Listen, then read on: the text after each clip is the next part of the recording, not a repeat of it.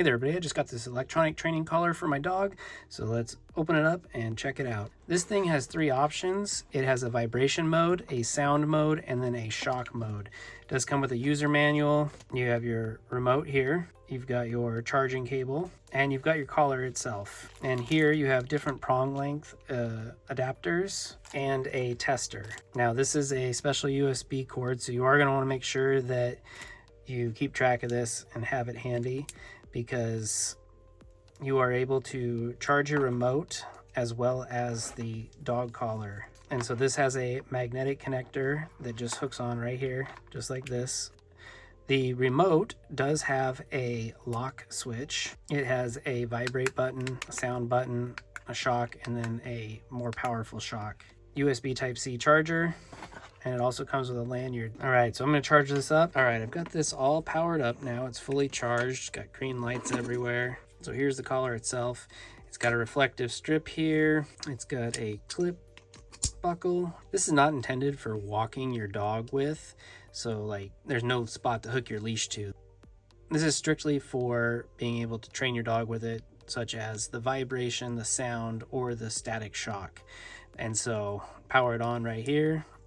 It vibrates, all the lights are lit up. And so you can check with this device. Even though this has rubber on it, it does allow the electrical current to pass through it. And so nothing, but press this. Now this light should light up.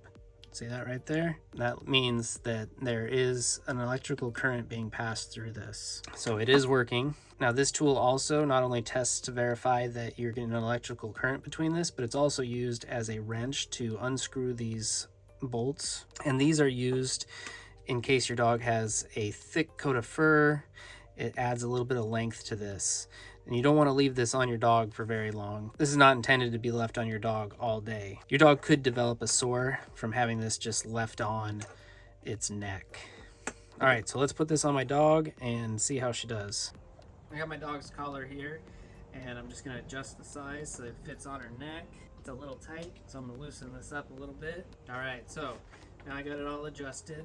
Now you wanna make sure that when you install this, it's not too tight, but you're getting good contact under the dog's chin.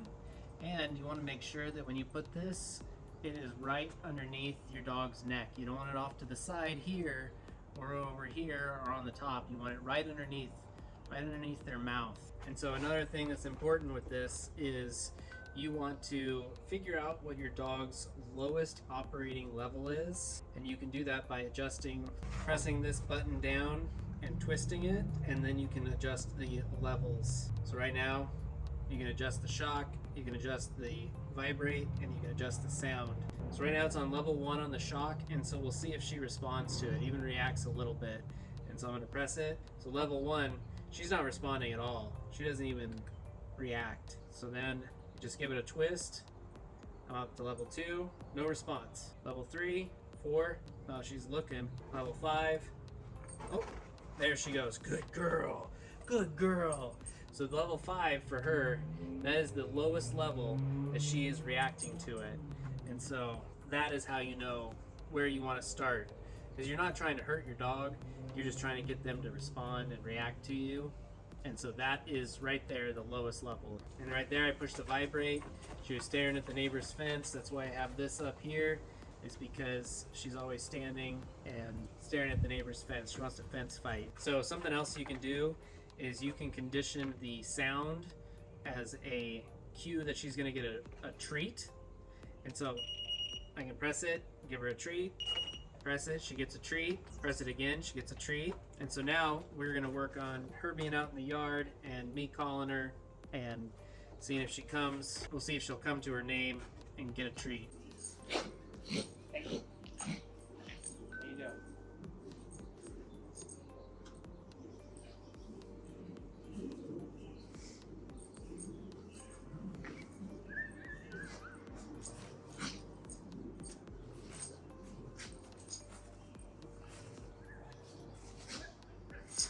Sandy. Oh, good girl. Good girl. Yes. Good girl.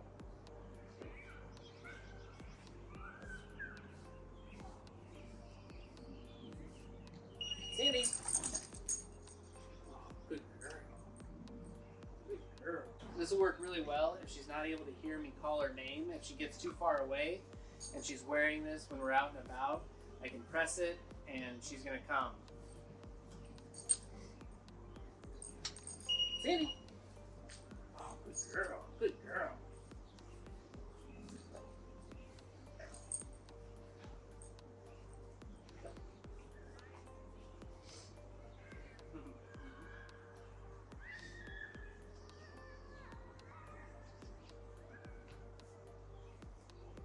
Sandy.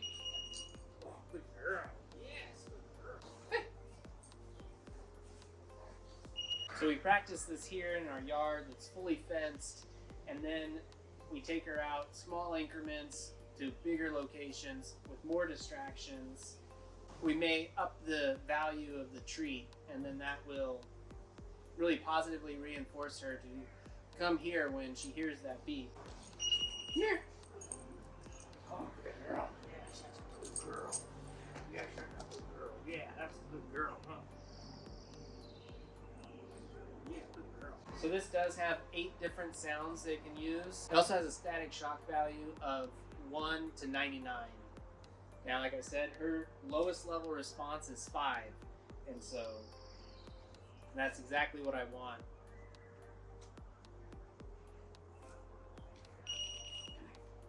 Good girl.